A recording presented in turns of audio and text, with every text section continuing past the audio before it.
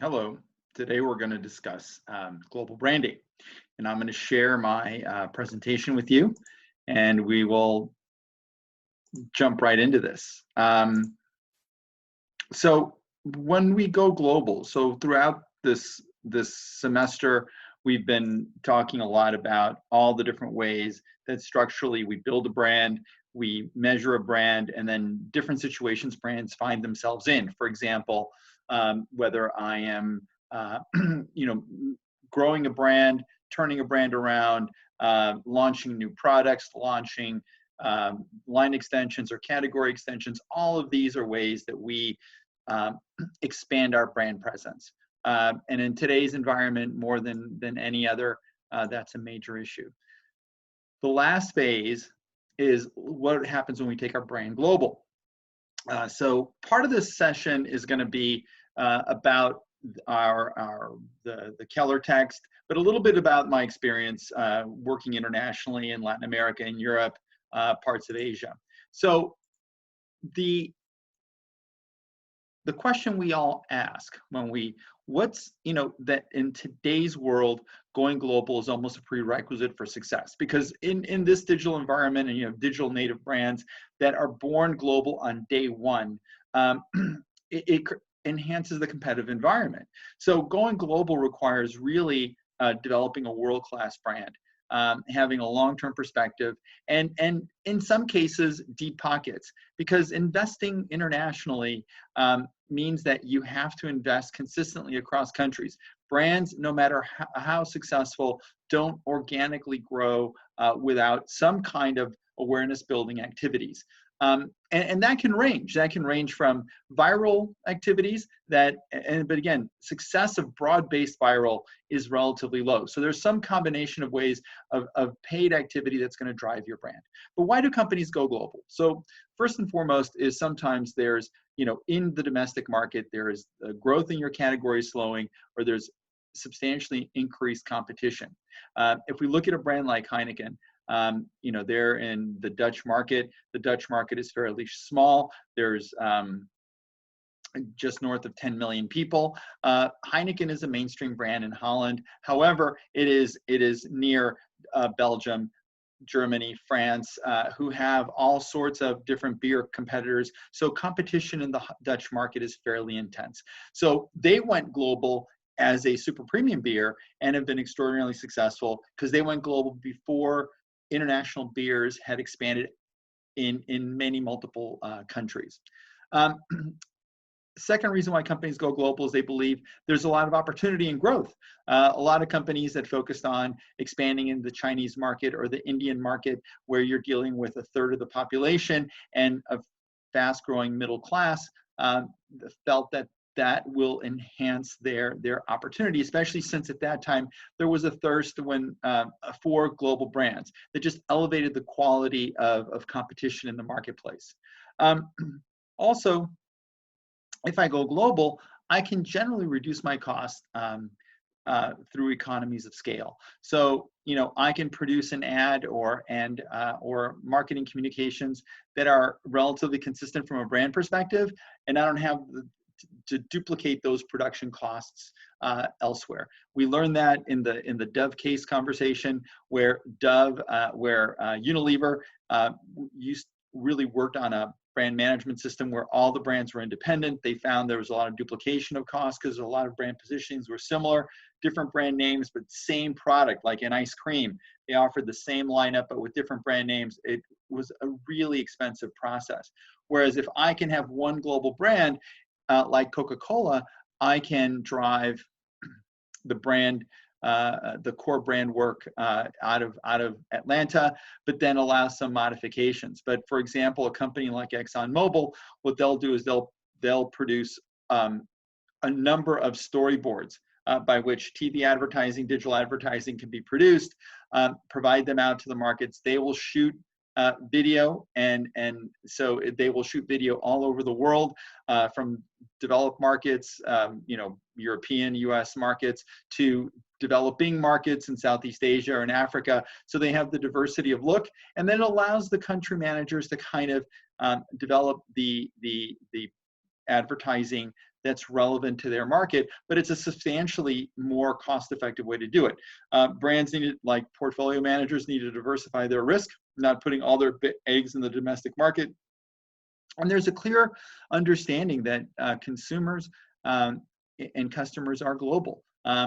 The international travel, international communications, the ability to connect and see things and experience things all over the world allows brands to be consistent and deliver a common experience to customers and clients everywhere that they go.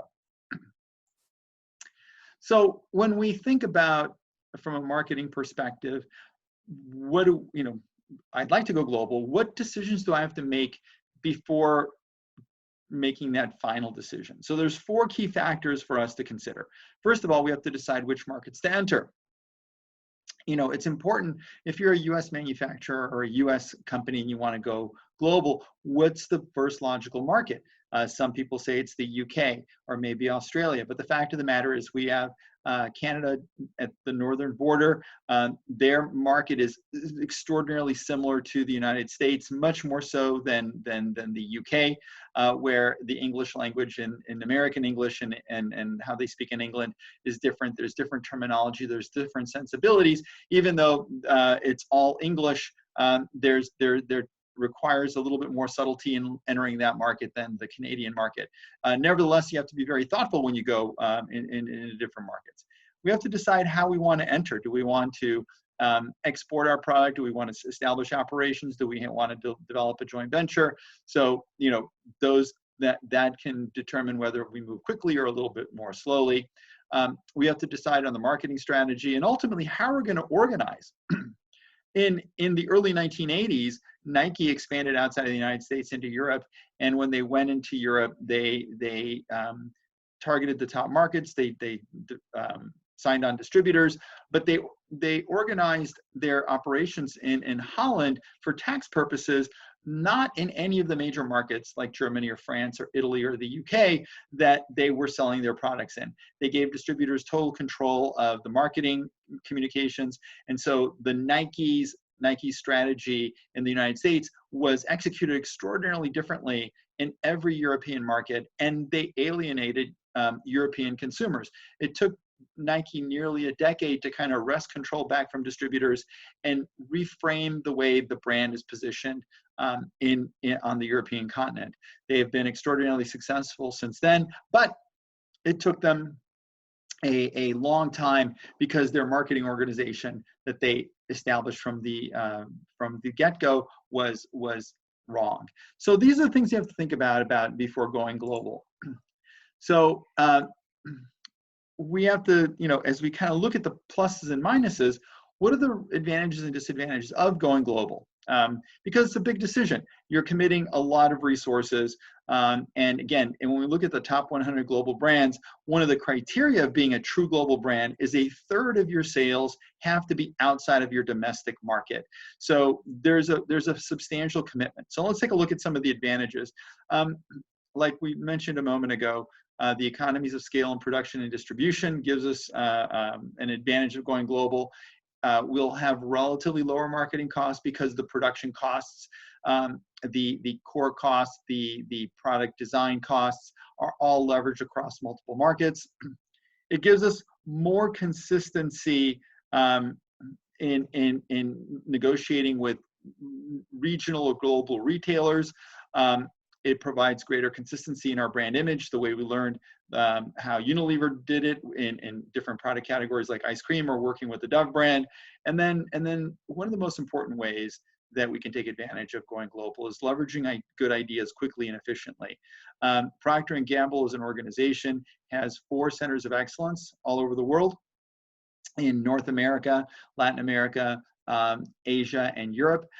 Those areas cross-pollinate ideas, and so products that can be developed not just in Cincinnati, Procter & Gamble's headquarters, but anyone in any one of those regions, and there's regional coordination of how to adapt it for different parts of the world. Very exciting stuff. And then lastly, it allows a organization to be consistent in how they organize and evaluate business and marketing opportunities so they can cross-pollinate best practices. So those are big advantages from a marketing perspective. There's disadvantages. So there could be differences in consumer needs and wants. What we see is that you can look at per capita consumption in different product categories to get a sense of how consumers behave differently. So for example, you could look at the consumption of snacks or beer or soda or bottled water in different markets just to get a sense of how consumers behave. In Latin America, most countries in Latin America consume beer far more than wine, with the exception of Argentina. Argentina auto-consumes most of its wine. They produce superior wines, but they export very little because they're heavy drinkers of wine over beer. Whereas Chile, where there's major consumers drink beer, they have a very robust wine industry, and they're able to export a lot of wines and good wines. But that's why they were known first and more broadly around Latin American wines, even though Argentina makes exceptional wines as well. There's differences in how consumers respond to branding elements. Some countries have made big shifts into digital. Some still rely a lot on TV or radio or even print. And how do consumers respond to brand elements? Brand elements, whether it's slogans or jingles or consumers can resonate, consumers can be turned off. So what ultimately needs to be adjusted in the messaging? So for example, when we talked about Nike in Europe, initially consumers were turned off by the aggressive nature of Nike's messaging, whereas in the United States, just do it, and the intensity of competition was very well received. In Europe, it wasn't, and even less so in Asia. In fact, when Nike expanded their presence in Asia, it was a much more collaborative message rather than a more competitive, I need to win kind of message. There's differences in brand and product development and the competitive environment. One of the big challenges is we as marketers have to figure out how, what we can do. For example, there may be, if you're in a regulated category that needs some kind of approval. In some countries, approvals can be done very quickly, others much slower. The competitive environment can be much more aggressive in certain markets for your product category, and you could be relatively new in others. One of the reasons why Coca-Cola has such a global dominance is there was no cola category. And when Coca-Cola launched their brand after, outside of the United States, right after World War II in particular, they had a major advantage of consumers not having had experience in drinking cola. Number two, the goodwill that the United States had at the end of World War II, and the interest in anything American at the time, it allowed that brand to grow without any competition, and Pepsi was much later in entering global markets. Occasionally there's differences in the legal environment, and that could create issues. For example, in Japan, distribution is a very challenged process by most standards of Western companies in the US or Europe. It's hard to get around to market directly to consumers. There are multiple stages of distribution that add a lot of layers of margin. So by the time products get to the end consumer, they're much more expensive on a relative scale, on a relative basis, than they are in other parts of the world. And you can't get around that. Sometimes there's a requirement in certain countries that a company, if they want to sell products or services in those countries, that they take on a local partner that has a 50% share or 49% share or even a 51% share, and it changes the way you operate. So a lot of advantages and disadvantages, and as you look to expand in the market, you have to determine what what those are, and do the advantages offset the disadvantages. Now, Um, when we enter the market, we have to think about, well, what's our market selection criteria? You know, we have to look at the economic environment. Is it stable? Is it robust? Is it growing? Is it in recession? You know, from a timing perspective, sometimes it's worth waiting before you get into a country. What's the cultural environment like? Is it, depending on your product or service, is it conducive? Is it receptive for your products and services? Are there restrictions? Are there cultural biases? You have to determine if it's the right market at the right time. You have to look at the demographic environment.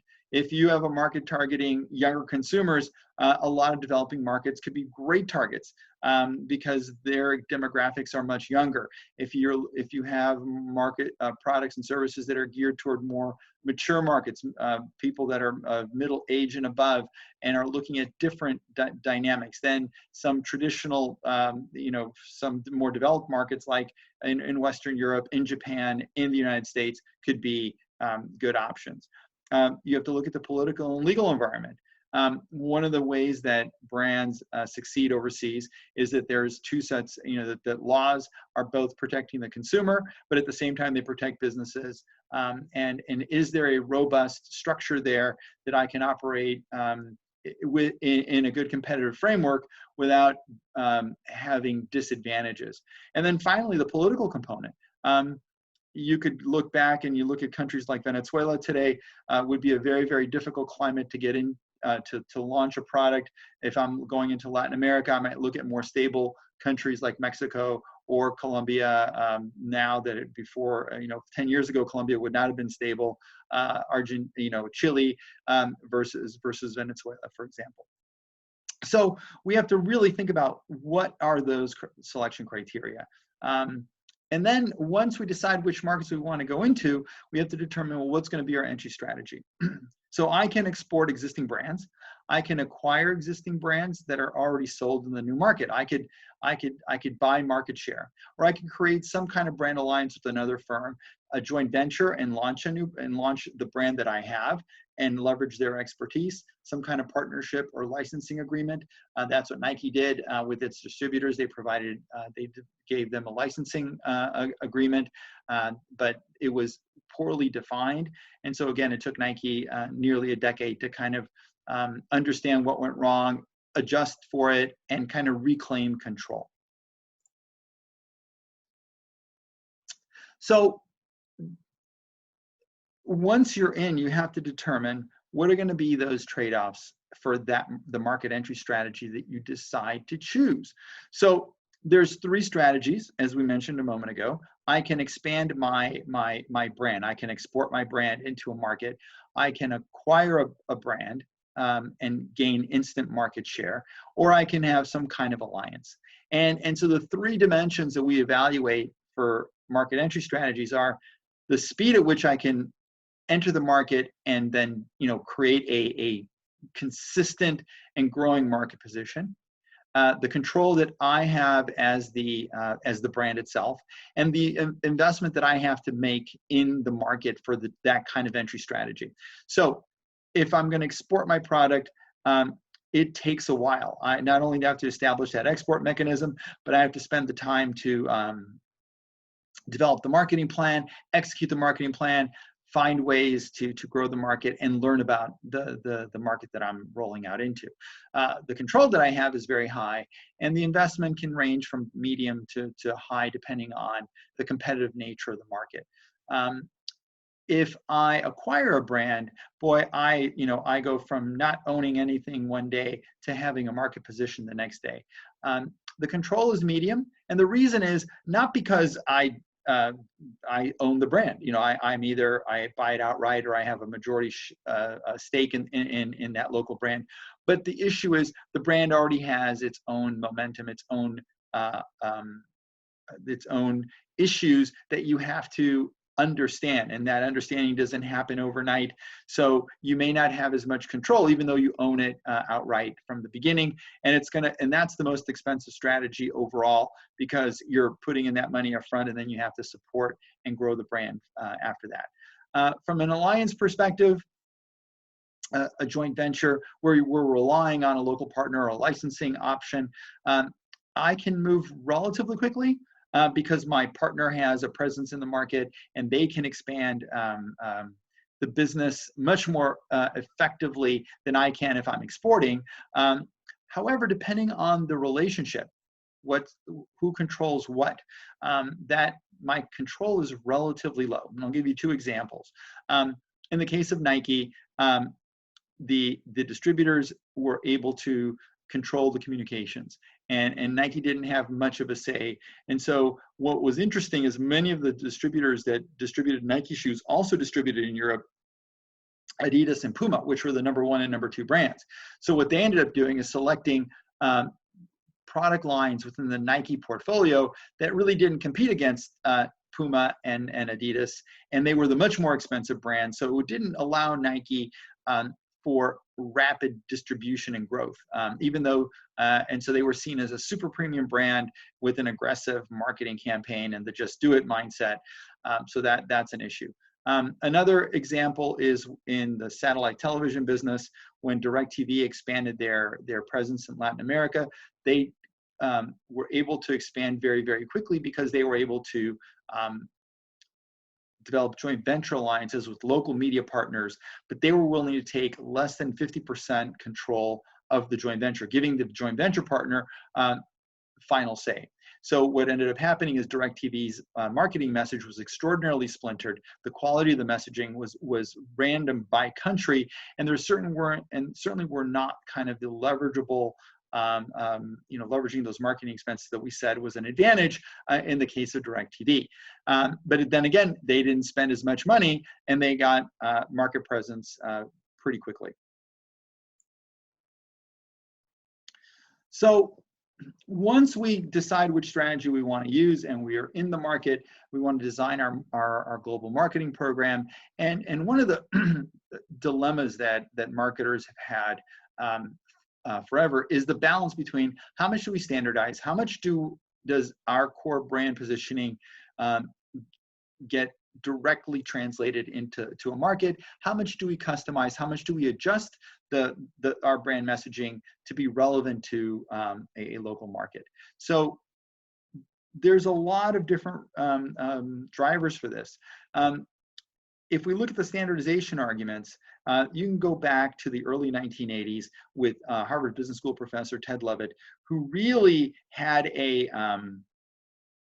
was a big proponent of standardization. His dynamic, or his framework and for looking at global expansion was, look, the world is shrinking due to a variety of factors. There are leaps in technologies which allow us to connect much more quickly, phone call, travel. There is communication that, people who are related, people who are doing business all over the world, and then the mobility of consumers, especially when the EU dropped its border requirements for showing documentation and you can just travel between countries. That was a great way. The United States also, with the interstate commerce laws, you could do business everywhere. So that's a big advantage to standardize, because at the same time, what we look at is, in today's world, and it depends on the product category, and we'll discuss the product categories in a little bit, but there are common customer needs. There are global customers and channels. So there's department stores, there's mass merchants all over the world, there's convenience stores. So, marketers can think about addressing those channels somewhat similarly.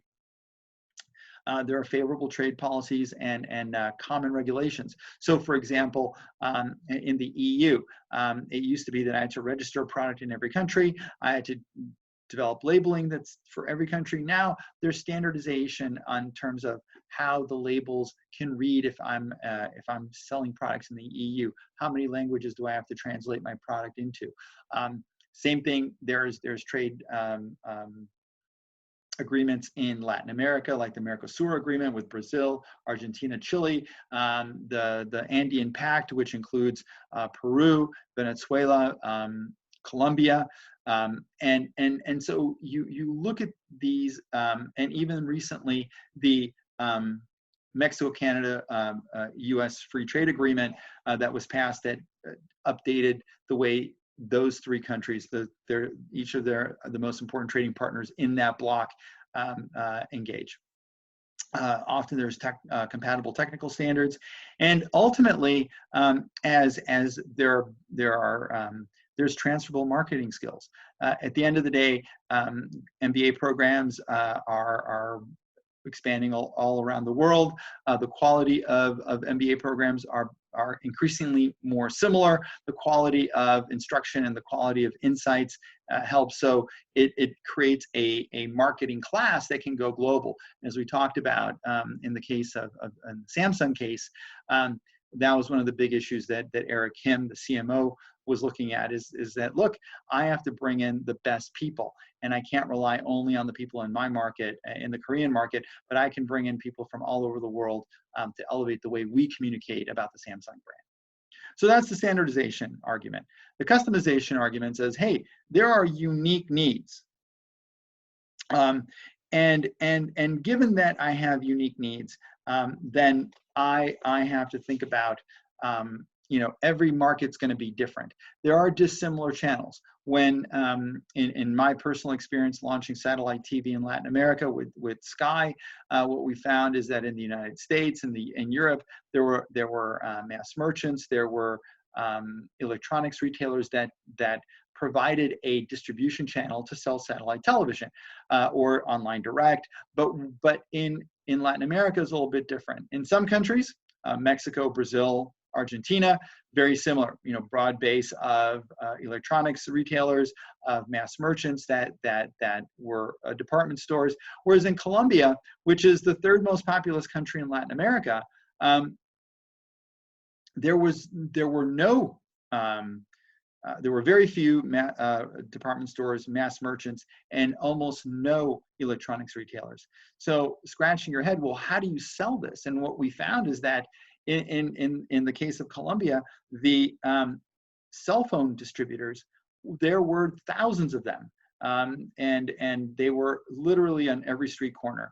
And although their footprint was extraordinarily small, what we needed in a satellite or in a cell phone distributor was probably about 1 square meter of space. And so we could pay them a rent, but all of a sudden we had hundreds or thousands of distribution points all over the country, but we had to think very differently.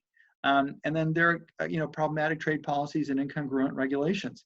A lot of countries have non-tariff barriers that, even though there is a formal trade agreement in place, limit the way companies can engage or act.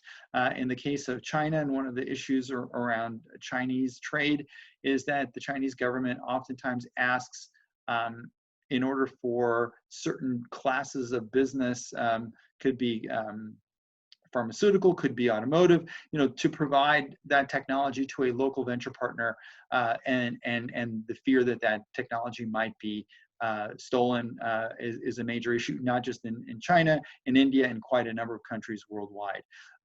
Sometimes there's problematic trade policies. The current trade war between the United States and China, where well over $300 billion in goods are affected, create a major supply chain issue for U.S. manufacturers who make products in China. So they couldn't move out of China fast enough. No other country had the capacity to produce key products for example, toys. Mattel and Hasbro have the bulk of their production in China. Lifting that up and moving it to a nearby market like Vietnam or India, there wasn't the infrastructure in place for them to do that very quickly. They can do that over time, but if you have problematic trade policies, the consumer, for example, is still going to be impacted until either the tariffs are removed or manufacturers find alternative places to manufacture. So the balance is between standardizing and customizing. And then from a brand point of view, how do I leverage my core points of differences that are translatable and transferable outside of my domestic market? So in Domino's, my delivery system, where I can get your pizza within 30 minutes, McDonald's, their standardized store layout that makes it, that wherever you go in the world and you walk into a McDonald's, you pretty much know exactly how to order, where to look, which makes your experience more familiar, more friendly, and the product is consistent in its tastes. Even though McDonald's, the McDonald's system allows countries to offer things that are custom to those countries. So you could buy beer in Germany or Italy. You can buy sushi in Japan. So there's a lot of, but the structure of the store is the same. Dell, their order processing, being able to customize a laptop to your needs, all that kind of stuff. So my one watchword regarding standardization and customization is, at the end of the day, you have to think global. In our cases, Unilever and then Dove or Samsung really acted global, and they provided a framework to compete locally. Although the brand had to be consistent. Coca-Cola is an interesting case in point. Coca-Cola for decades had one global ad agency, which is McCann Erickson. After the debacle of New Coke, the CMO at the time felt that there was not enough creativity. He opened up the opportunity for different countries to bring on new agencies. They ballooned to well over 50 agencies, and about 6-7 years ago, they reconsolidated into 3, with McCann Erickson still being the lead agency, but working with 2 other global agencies. They gave them some creative flexibility, but companies really need to drive that. And so developing global plans and then kind of regional plans were very important. And that's, for example, in the Samsung case, we talked about how the product development team within that structure had 5 pillar products, and they can determine that countries can focus on any one of those products where they get extra investment because of the way the market is developed for Samsung in that particular locale.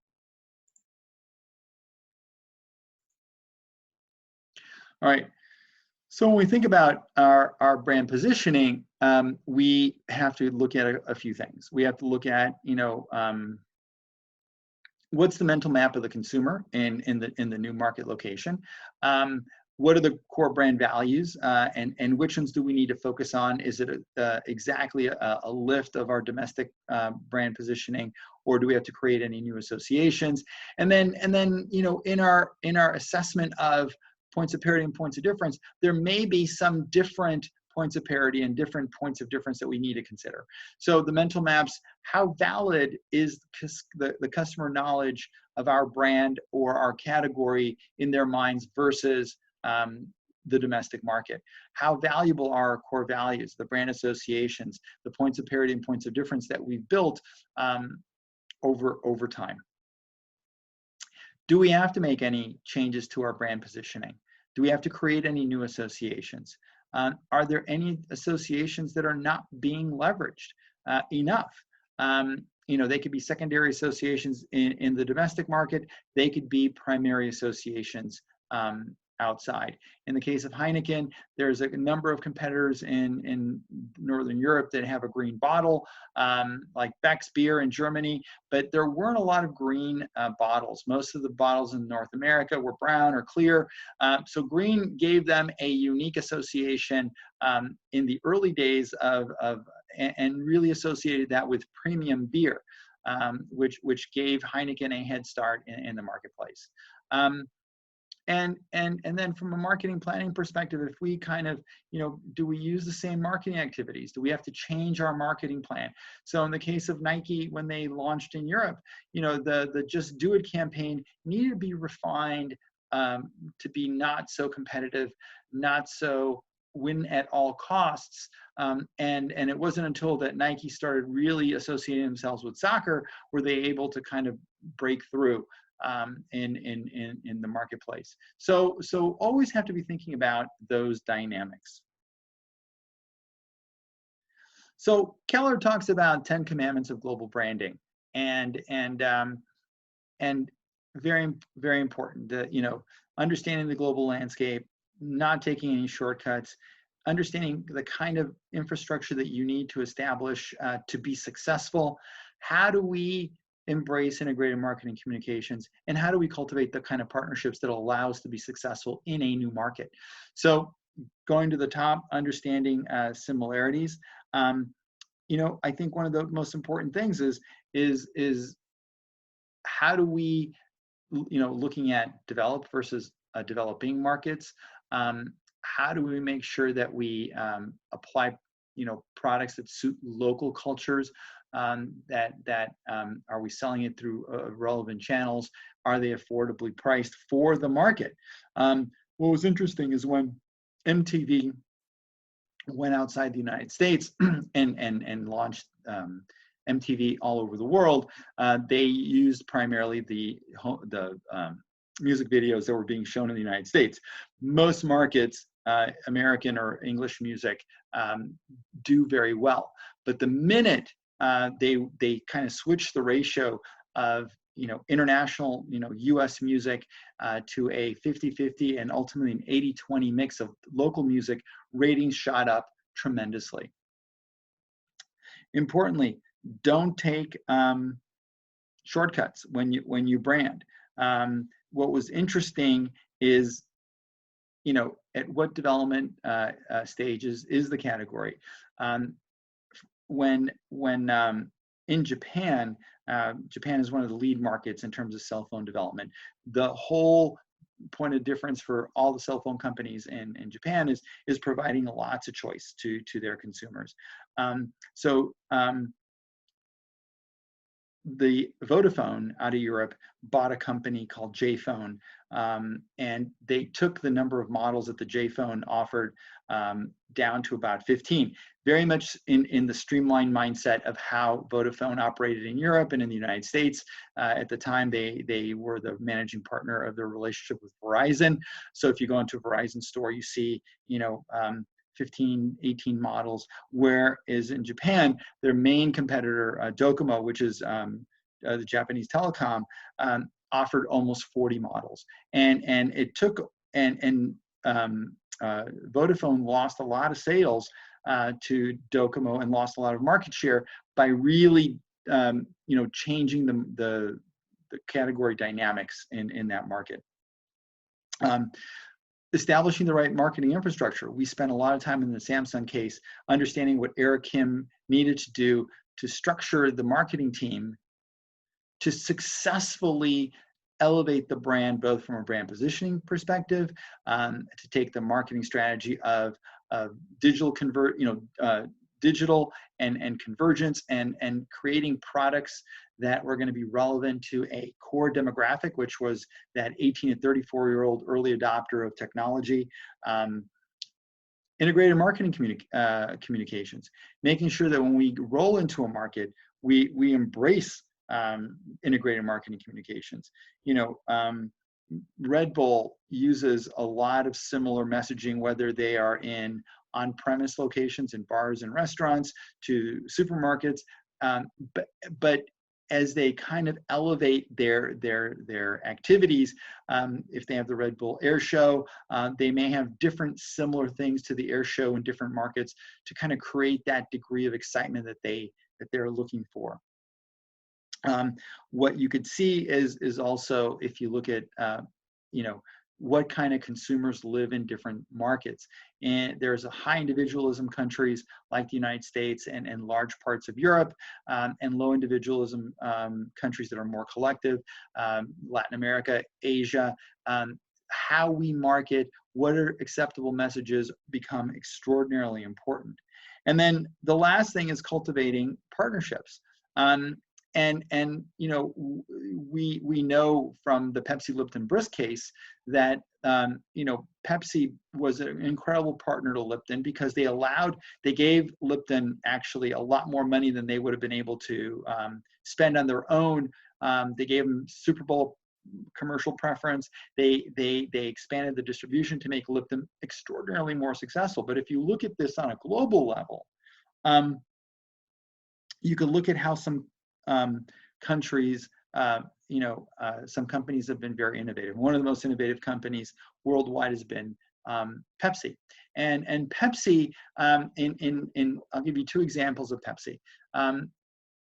for a long time, you know, Coca-Cola, of the top 50 global markets, Coca-Cola is #1 in 45 of the 50, and Pepsi is #1 in 5, but in some very big markets like India. So when Coke wanted to enter India, the Indian government requested Coca-Cola as a condition for entry that would give them Coke's formulation. Well, you know, Coke guards its formula. You know, they guard their formula as a core secret of their product and the success of Coca-Cola internationally. And what they did is then they said, well, we're not going to give it to you, and so they were denied entry. Pepsi then wanted to come in, same request. They said, look, instead of us giving you our formula, what if we have a division called Frito-Lay? Frito-Lay works with farmers in core areas of potato, corn, and other and wheat products. We can trade you technology to make your farmers more efficient, because our Frito-Lay agricultural experts improve the yields of farms, so they get more potatoes out of every acre of land, and so on and so on. The Indian government said, that's great, and the rest was history. If you go back into the height of the Cold War between the United States and the Soviet Union at the time, you couldn't, you know, companies were very reticent to invest in the Soviet Union because the ruble was not convertible, and they couldn't bring profits out. Pepsi went in and they bartered. They actually traded Pepsi for Stolichnaya vodka. So Pepsi was able to export Stolichnaya vodka. They branded Stoli. They were the ones who created the premium vodka category, and Pepsi made millions on that. And that's how you end up with kind of these premium alcohol beverage categories, and whether it's a vodka or gin or whiskey. Pepsi did a lot for that. So what's fascinating is in this process are there ways that we can enter a market in a win-win scenario so we can have a competitive advantage.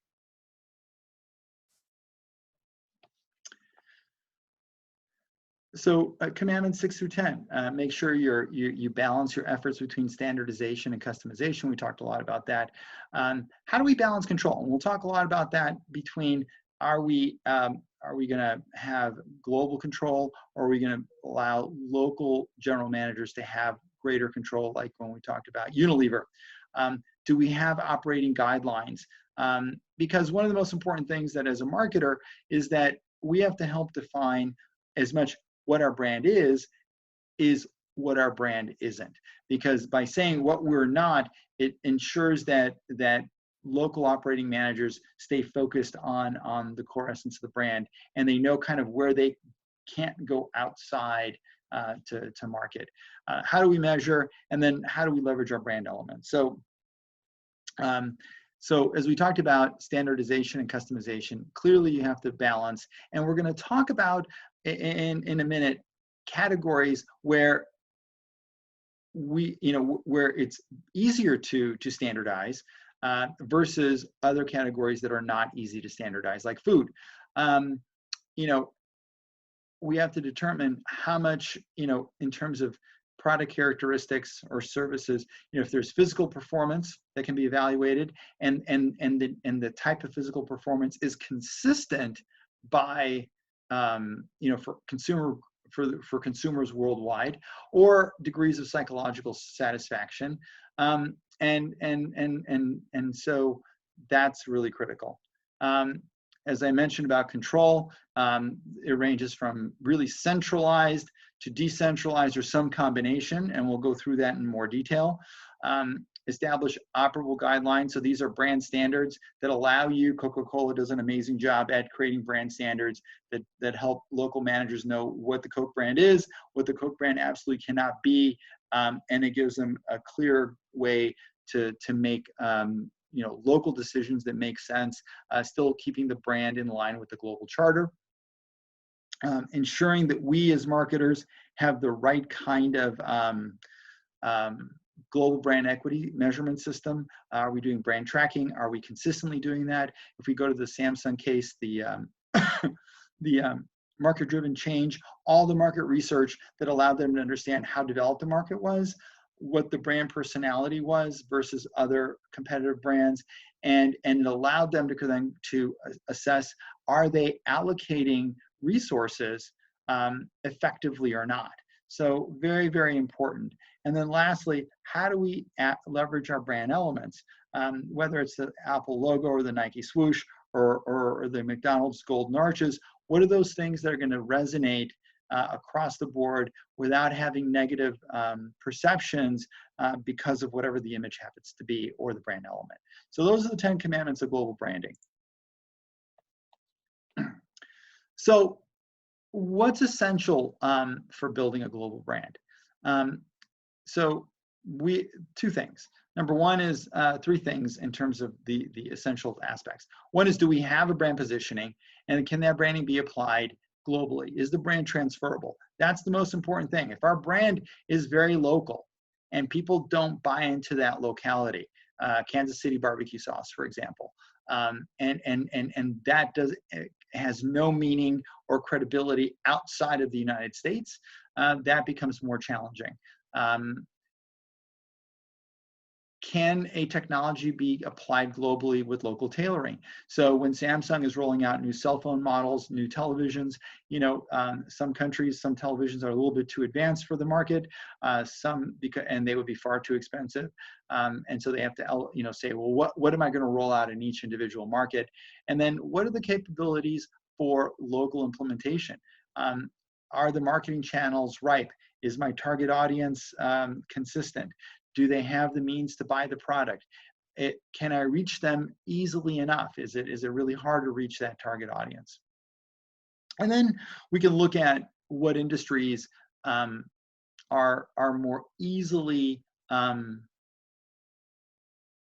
globalized, meaning that I can sell these products or services much more easily through standardized brand positioning with some local tailoring than not. So if you look at high-tech products, TVs, computers, cars with strong functional images, those are easy to do. High-image products, cosmetics, jewelry, liquor, fashion, those in most markets are consistent. If you're selling a fragrance, if you're selling jewelry, that high-end consumer is fairly consistent in what they're looking for in those product categories. Some services and business-to-business products are easy to market globally. Bank of America, Citibank, HSBC. HSBC, if you go to any global airport and it says HSBC, your local bank, even though it is a truly global bank, and that's their marketing angle. Retailers that sell to higher, upper income segments, whether it's high fashion boutiques, Apple stores, big box retailers, like when one of the things when Toys R Us went bankrupt in the United States, they still have a fairly active global presence. That whole side of the business stayed and is being used to pay the U.S. bankruptcy. Sometimes brands that are positioned on the basis of country of origin, Corona beer, Foster's beer, Swiss Army knives, etc. Food is the one area that is a little bit hard to market globally. Sometimes, yes, some product categories like, let's say, pasta from Italy has resonance regardless. But in some cases, there are local brands that big brands just cannot beat. And one case in point is in Peru. Peru, Coca-Cola and Pepsi combined had a little less than 50% share of the market. There's a local brand called Inca Kola, which is a very, very sweet, very yellow, bright yellow colored cola. It aligns with local taste. People love it. And for decades, Pepsi and Coke not only beat up on each other for marginal market share gains, but tried to kind of penetrate the Inca Kola market position without any luck. Finally, about 5-6 years ago, Coca-Cola bought Inca Kola and has bought it into the United States. But in Peru, the old adage, if you can't beat them, join them. In this case, if you can't beat them, buy them, because a lot of Coke and Pepsi marketing was in vain. It helped drive category growth, but it did not help defeat a brand like Inca Kola that is extraordinarily local. All right, so when we think about how do we organize, let's take a look at the two dimensions. So I can be very centralized, or I can be decentralized in the case of, how do I set up my marketing organization? So let's talk about centralized first. What does that mean? That means all the power, all the brand communications is centralized at the headquarters under the CEO or the CMO. I have a big marketing infrastructure at headquarters. So brands like Colgate, like Coke, like Procter & Gamble have a big headquarters organization. They tend to have strong creative control. So even ExxonMobil, they develop things out of Dallas, Texas, and send a lot of creative elements that can be compiled in different parts of the world, but I drive the creative, and I can leverage the resources all over the world. I use my negotiating leverage. The condition for me to be successful in a centralized organization is that I have to continue to educate around the company. I can't just say, here it is, but I have to continuously talk to country managers, heads of marketing, be able to explain the best practices that we're using, being able to let them apply some kind of marketing activity that they can use based on what I've developed. It's easier where there's a brand that has true global appeal. So whether that's Coke, whether that's razor blades, whether that's a car, whether that's a computer like or mobile phones, whether it's computer or mobile phones for Apple, that helps a lot. Where the global recognition of benefits are pretty consistent, and that there's constant communication. They make sure that that people are aware of the brand, and it's part of the consideration set, and hopefully a preferred part of the brand. One of the negative aspects of centralized marketing is that it might limit creativity, because creativity is all centralized in one place. There isn't as much free flow of ideas, so that's a negative. On the flip side, being decentralized, all the power is in the countries. That's what Unilever started in the case that we discussed. The brand positioning can vary by market, although it doesn't vary a lot. Different elements can, brand names can, packaging can look different. And so that creates a lot of duplicated advert communications, even though the brand position can be consistent. And then that can confuse consumers, because if I go from market to market and I'm like, well, that's kind of the same product, why is it called this?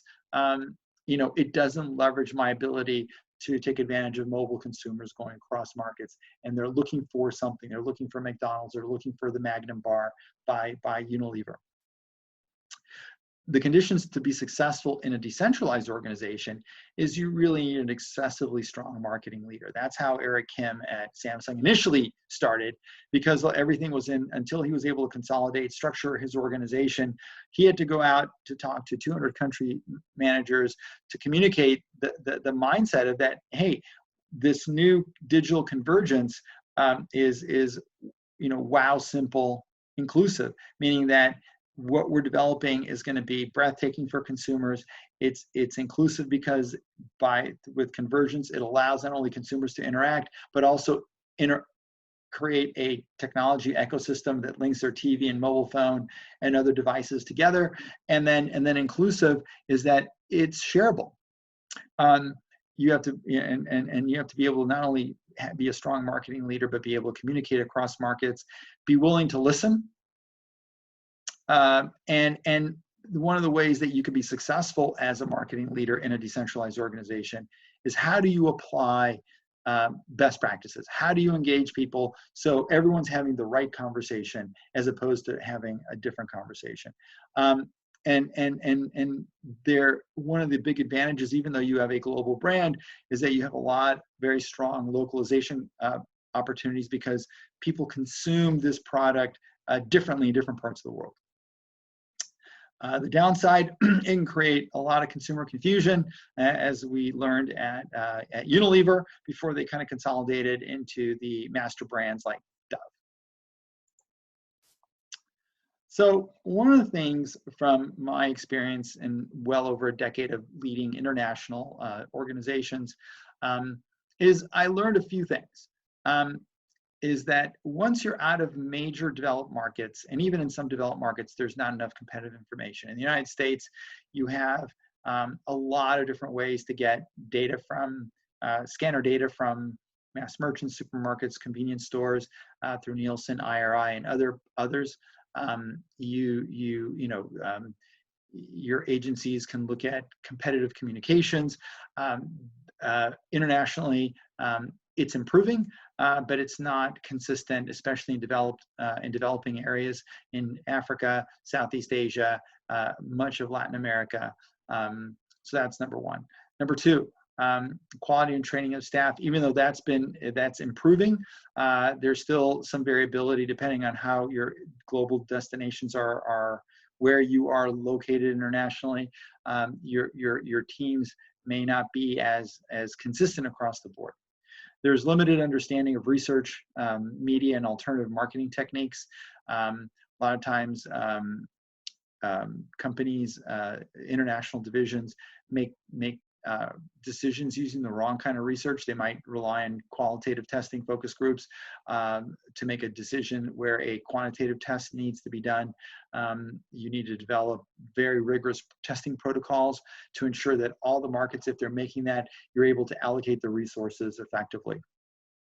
One huge advantage is speed to market. You can get the right products, under the right conditions to consumers relatively quickly, especially in developing markets. There's sometimes in headquarters locations or developed markets, there's a lot more rigorous in testing protocol because there's much more on the line, and the amount of marketing investment is so high in absolute dollars that to be wrong in multiple places can be very, that can hurt the bottom line. You don't have the same equivalent marketing budgets in different parts of the world. For example, in Latin America, what would be the equivalent of a $50 million brand launch in the United States might be $1 million.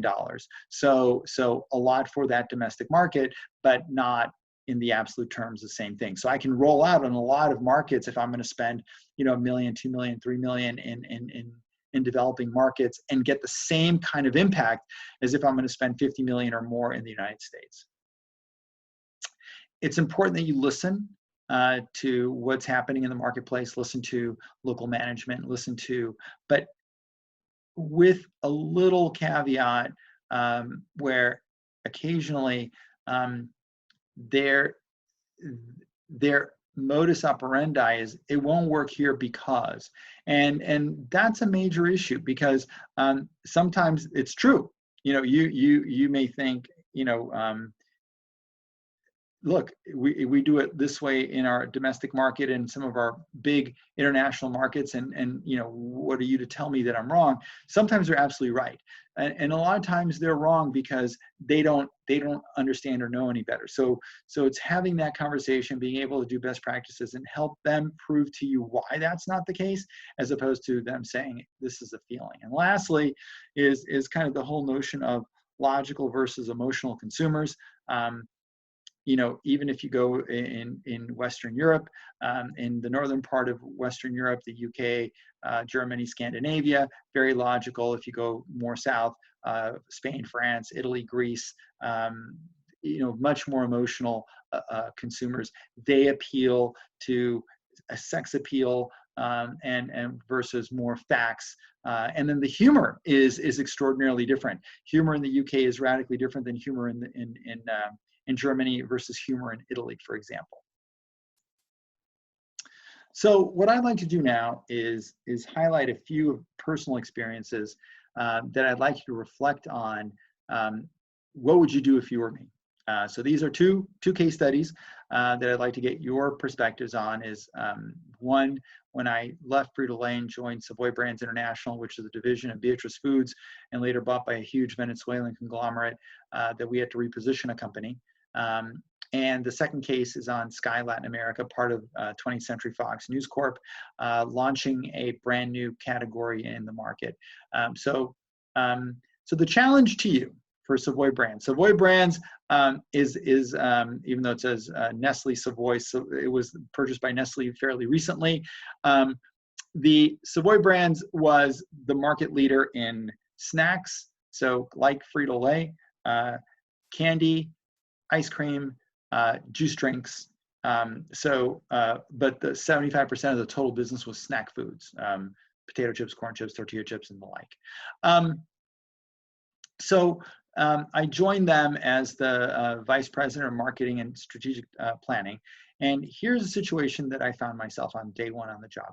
So Savoy Brands, 13 operations in Latin America, from Mexico down to the tip of Chile, was the ultimate in decentralization. There was no headquarter marketing function. Every country did what they wanted to do. There were different brand names, even though a couple of countries used a similar brand name. We were the market share leader, so that was great. In any country, we were number one with a market share of 25% in some cases. So that was, that we had a lot of competition. In Peru, we had a 90 share. We had a handful of competitors. If you think about snack foods, it is really, geared toward young people, 18 to 34, and even younger, 12 to 18. In Latin America in particular, very, very young population, a big chunk being 12 to 24. And as you would imagine, the category was growing double digits. However, even though we were the market leader, our shares, our sales were flat or declining in almost every single market. There was a competitive fear. So supermarkets in Latin America are a high prestige channel. They tend to attract higher income consumers. There's a big variety, but the product costs are way higher than buying food in a bodega or a small market. And so there's a concept called space to sales. That if you think in the shelf that you're in, that you have your snack foods, it's called the gondola in supermarket language. And the gondola in a U.S. supermarket is 96 feet from end to end. If you go to your local Kroger or Albertsons or Safeway supermarkets, 96 feet from when you get to the beginning of an aisle to the end of an aisle. And so the concept of space to sales says that you should occupy as much space that's allocated for the category as at least your market share. So imagine if in Peru we have 90 share market space, that for the space dedicated to snacks, I need to occupy at least 90% of that space to be kind of having the right space to sales ratio for me as a marketer. That's called category management. And one of the things that we found is that Frito-Lay, who I worked for prior, because supermarkets are a prestige channel, they focused on supermarkets, and they had an extraordinary amount of space given their market share in the overall market. Even in supermarkets, their market share was, let's say in Peru was 5%. Their market share actual in terms of sales in a supermarket was about 25%, but they commanded almost 50% of the category sales. And we saw that in every market in Latin America, we were underspaced for our space to sales.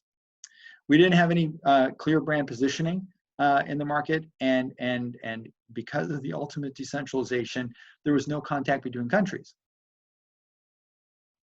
So the challenge to you is, what would you do if you're the new head of marketing, sales, and strategic planning, reporting to the CEO? What would you do other than saying, Miro, you shouldn't have taken that job? So I'll give you a little moment to think about that before we kind of move on.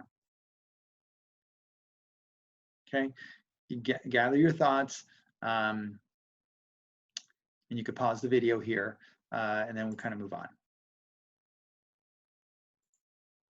All right, so what would you do? we realized that for us, we had to identify the target audience, within and segment, who was eating potato chips, tortilla chips, corn chips, cheese puffs, and things like that. We realized that we had to understand, well, who did we work with? Really, really critical. And what needs were we meeting or not meeting with our brand versus Frito-Lay at the time, or some of the other local competitors. Because we didn't have a marketing organization at headquarters, we said, we have to collaborate with agencies. They became our marketing team as we were hiring people in headquarters out of Miami, and then we had to rethink about who we were bringing in to local markets. The sales teams were extraordinarily weak, and the marketers were not well trained, with a couple of exceptions. So we really worked with McCann Erickson, a traditional ad agency, and Landor and Associates, who was one of the leading brand development firms in the world, to provide global and local expertise. So the McCann Erickson teams were both. I had a regional team that developed big brand creative overall, and then country teams that were very efficient. Now, what we found is that there was a lot of resistance across countries, because they said, well, Peru, we do it this way, Ecuador, we do it this way. And true, there's 6 ways to say snack foods in Spanish. So there's clearly, nuances in how things are described. But in essence, the benefits are the same across the markets. The product consumption, or types of product categories that were successful, were very, very similar. And so what we ended up doing was we had to educate not only our country managers, but through a lot of market research. And actually, McCann Erickson became my market research agency when we did a lot of market research, and we'll discuss that in a second. But we combined creative teams. So we had copywriters from, say, Ecuador teamed up with a creative director from Peru, or a creative director from Venezuela teamed up with a copywriter from Argentina. So those cultural biases of well, in Argentina we look at it this way, or in Mexico we look at it that way, were kind of, those walls were broken down. We did a lot of market research. We looked at brand awareness. We looked at the brand image, the appeal, our personality, the purchase intent.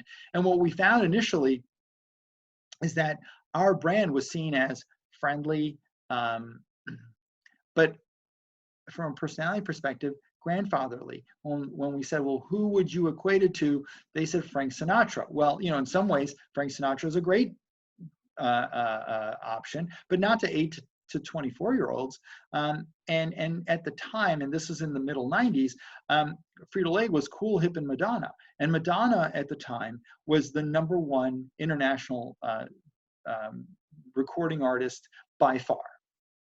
She would be the equivalent of Beyonce today, or Taylor Swift, or Rihanna, but combined. Katy Perry, and there was like Madonna and nobody else.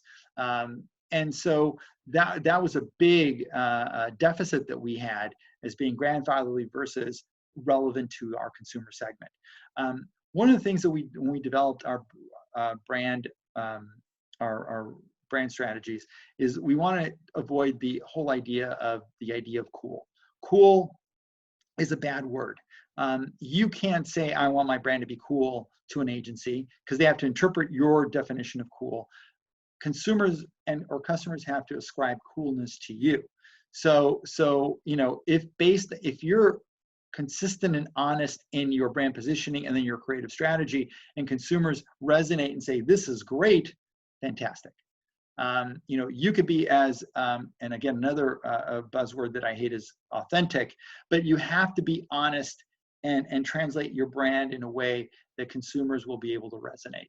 And that, by definition, is being authentic. And then if they think that you should be cool, fantastic. So one of the things that that we did is that we had to develop a whole new brand positioning for the company. We kind of consolidated the brand under Jack Snacks for the individual markets, similar to what Dove did in creating a master brand. We did global positioning not only for the master brand, but in key product categories. So we developed new package designs, consistent package designs. We filled in portfolio gaps in some countries where potato chips were big sellers. We didn't have a potato chip offering. So we filled our portfolio across all markets. We had new global brand creative. So we took it out of the hands of the general managers. We went from being highly decentralized to substantially centralized, but we worked very hard to coordinate country efforts because locally, promotions were very sensitive to local needs. What really resonated with consumers in Honduras or Guatemala didn't resonate with consumers in Chile or Argentina, for example. So although the brand work was consistent, the consumer promotions were a little bit different. One of the things is that as a result of this, is when we did our consumer testing, we realized that we were in the consideration set. People liked us, they had positive imagery about us, but we were not the preferred brand. We then became the preferred brand after relaunching the brand. We recaptured and grew market share, and all of a sudden we squeezed out competition because not only superior product, but consistent imagery and the right kind of marketing communications that went across the marketplace. We did this very quickly. From the day that we kind of started developing the plan to the first market that launched was less than 6 months. And then over the next year, we expanded across the 13 markets. So we learned along the way things that were working and were not working during the launch. But it was done so quickly that competition, even though they may have understood that it was happening in a country, they could not prepare for how we were going to launch, because we even though some of our communications was consistent, how we approached it was very different. Third, we combined promotions with the brand launch. So what do we do? At the time when, especially in that 8 to 12-year-old range, some kind of impact premium at the time, figurine, a trading card, and at the time there was the biggest thing on the world scene were Pogs, which were basically little circular trading cards that people can play games with, stack them and flip them and collect and kind of trade. So we combined it. We developed this series of Pogs and little trading cards, but who do we ally with? This is kind of taking secondary brand associations and saying, well, what kind of brand do we connect with? Well, we did market research and created our own Q-score mechanism to understand what characters were resonating with kids and young adults. And we tested everything from traditional Disney characters to, at the time, The Lion King, which was a Disney property that just had come out, Cartoon Network properties, both in the Warner Brothers side, the Bugs Bunny, to the Flintstones, Power Rangers, you name it. We probably tested 80 different kid characters and brands. And the result that came back was highly unusual. The top 3 by a long shot, with Disney characters coming in number 4. So 3 characters came out as top 1, 2, and 3. So the Flintstones number 1, Yogi Bear number 2, and Top Cat number 3.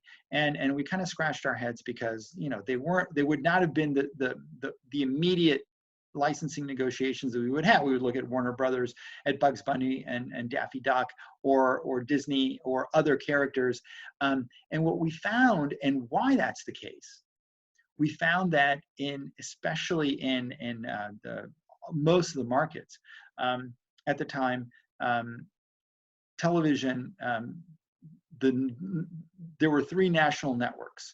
One, the top network might have some of the more premium programs, but all the national networks at prime time would run basically cartoon reruns.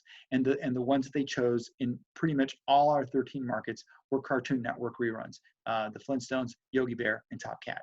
So the resonance with those 3 characters were huge. So our first licensing deal was with Cartoon Network. We did one following up with Warner Brothers, and then we did one with Disney. And we distributed over a 2-year window, well over 2 billion premiums, which for the countries that we were in, because we were not in Brazil, were almost 7 premiums for every man, woman, and child living in the countries that we were selling products in. So it really drove our market share. And then the last thing, from a marketing organization perspective, we did much more coordination between a headquarters organization, similar to what Eric Kim developed, and the field. We worked very hard with the field to bring meet with them on a regular basis to discuss best practices. We gave the field the kind of the lead in selecting the promotions we wanted to do. We set a brand standards manual that said what the brand is and what the brand isn't, and then we did a lot of educating in market share in market research techniques and analytics techniques, so everyone can analyze their performance on a similar basis. So that was Savoy Brands, and that was an extraordinarily amazing case study. PepsiCo ultimately bought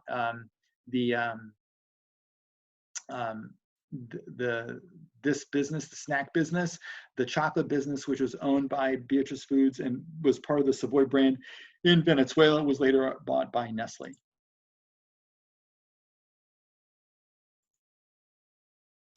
And so the lessons learned, as I mentioned about that, sharing information, cooperating among countries, leverage of combined spending. So one of the things that we learned is by doing all our brand communications on a consolidated basis with limited options for the countries to make changes or do their own, or they would do their own promotional communication, not brand communication. We ended up saving 70% in ad production, and we're able to give the countries more budget to actually run the advertising. We developed a unified strategy and adopted the strategy based on what we learned as we rolled it out in markets. And in our case, we'll talk about this when we talk about working with agencies. Do you work with a global agency or a local agency? In this case, the global agencies were very important because their expertise at a global level and their insights really mattered. And because McCann Erickson had the biggest international network of local agencies, their local knowledge combined with their overall expertise was a big advantage for us. All right, let's talk about Sky Latin America and launching a new brand. So there I was taking a brand and I had to turn a brand around. Here I'm going to launch a new brand. Sky is the satellite television business. Our competitor was DirecTV or cable systems. Here, very different. I was employee number 13 at Sky. I headed up marketing, sales, product development, reporting to the CEO. I had to create a new brand. Didn't exist in Latin America. I had to promote a new category, even though DirecTV was ahead of us by at least 12 months. They were they were in 12 markets. We were in 0. They were doing, as I mentioned earlier, these joint ventures where they were actually the minority shareholder, which was important in the result. Consumers didn't know because cable penetration in Latin America at the time was 5% or less, with the exception of Argentina, which is close to 50%. Every other country, Mexico and Brazil included, were less than 5%. So most consumers had no idea what multi-channel television was. And when you flip the switch on satellite TV, you're available in the country, all over the country on day one. But you have to convince people that, instead of receiving 3 national over-the-air networks for free, they need to pay, whatever it was, $30 a month, $50 a month to receive a 50, 100, 200 channels, and that's a good thing. Our target was affluent families, heads of household that were 25 years old or older, that had that were tier 1 consumers or A-level consumers. In Latin America, you go A through E.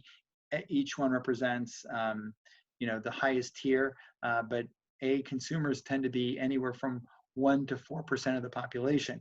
B consumers go from 2 to 12%, and then C-level consumers might be another 10 or 15%, which is the middle class at best. And then the vast majority of consumers in Latin America are at the poverty level or extreme poverty.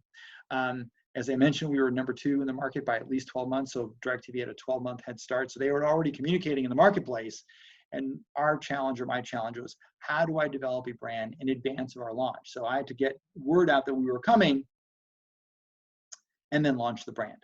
So what would you do? So I'll give you a moment to think about it. You could stop and pause, and we'll jump into that.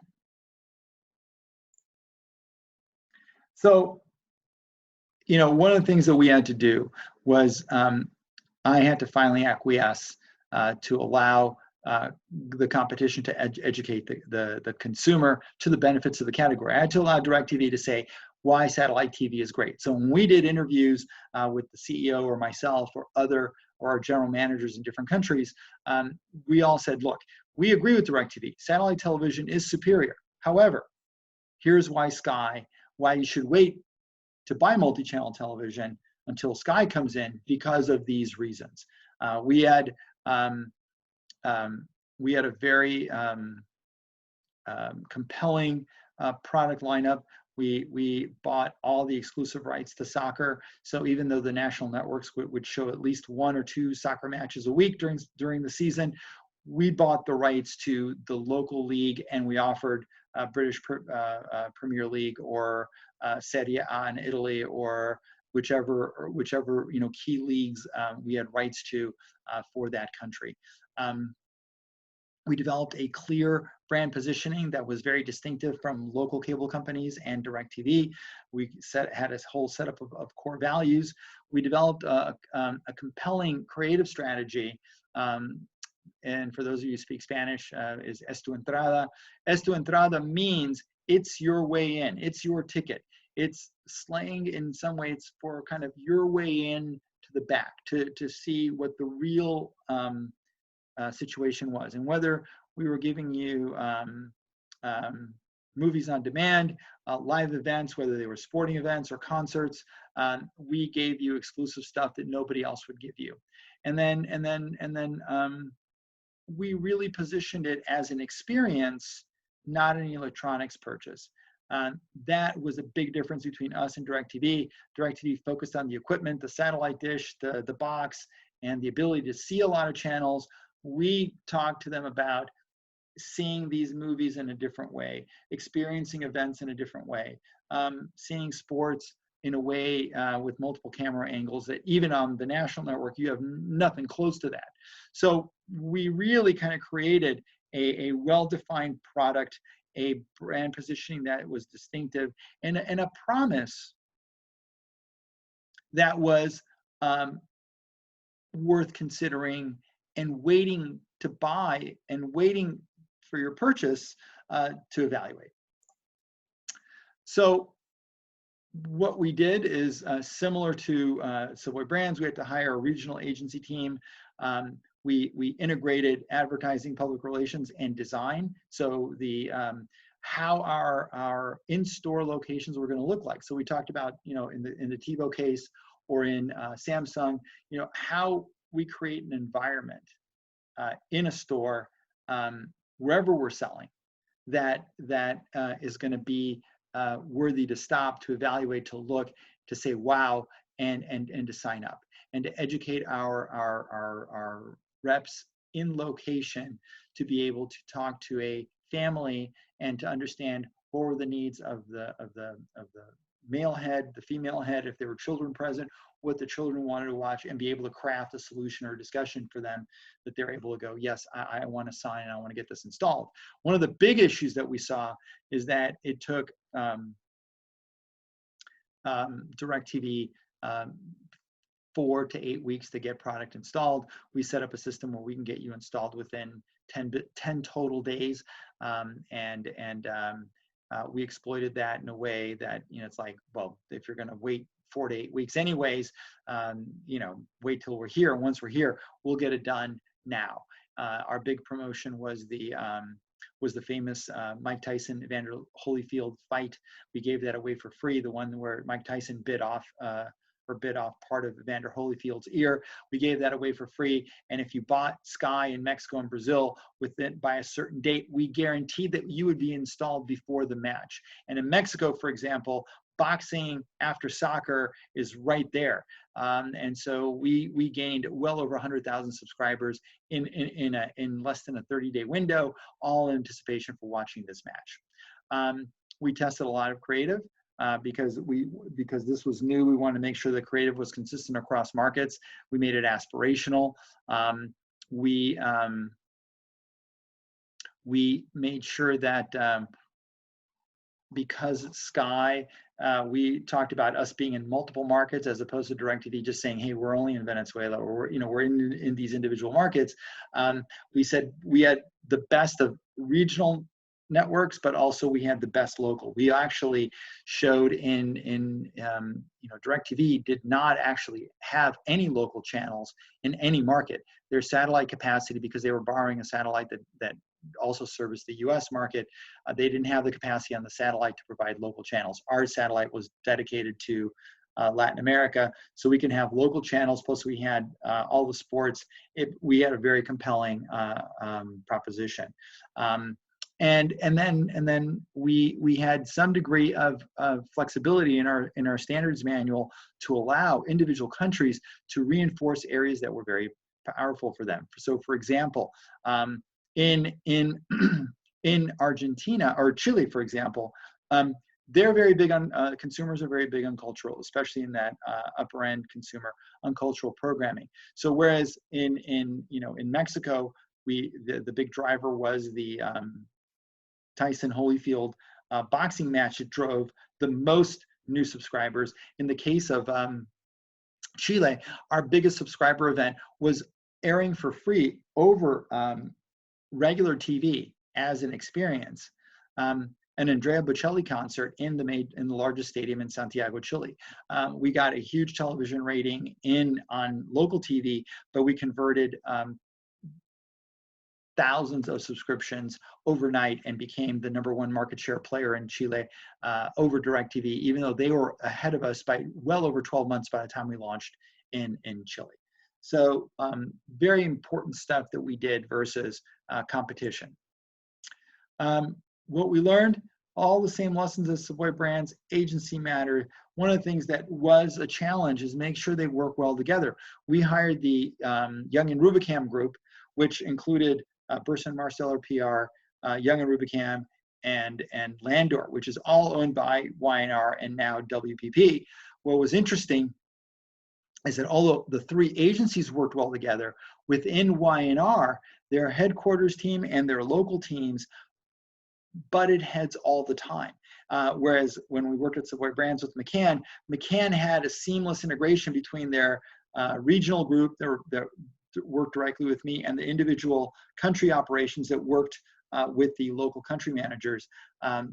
I spent a lot of my time refereeing these debates between Young and Rubicam out of Miami and the individual country markets.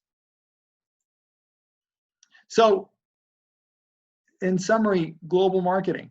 Marketing is tough, and we don't want to go global until the conditions are right for your company. We looked at the entry conditions, why you want to go global, the entry conditions, the how you enter, so joint venture, export, acquiring a new product, and then how you structure your marketing operation. Understand the limitations in global marketing operations. Organize efficiently to maximize learning. So are you global? Are you local? How do you leverage agencies to bring in needed expertise? Making sure that you have the right support by your general manager, the senior executive leadership, or country managers that everyone's buying in. You really, as you roll out, you have to know not just the market, but your consumer really, really, really well to fund the right kind of research, to get the kind of insights. And at the end of the day, making sure that when you're working with multiple countries is providing the right kind of mindset, the right kind of leadership, making sure that everyone's part of the same team, not that, if it wasn't invented in a country, it's not going to work. You have to make sure that they have to prove to you why it can't work. And lastly, leverage best practices and communicate. Eric Kim had it right. Wow, simple, inclusive. He went out to the countries. He made sure that the agencies understood that, and that's what took Samsung from being a brand that was unknown in the market outside of Korea to being the 6th most valuable brand in the world. So that's what we have to think about when we think about global branding, global marketing. If you have any questions, certainly let me know.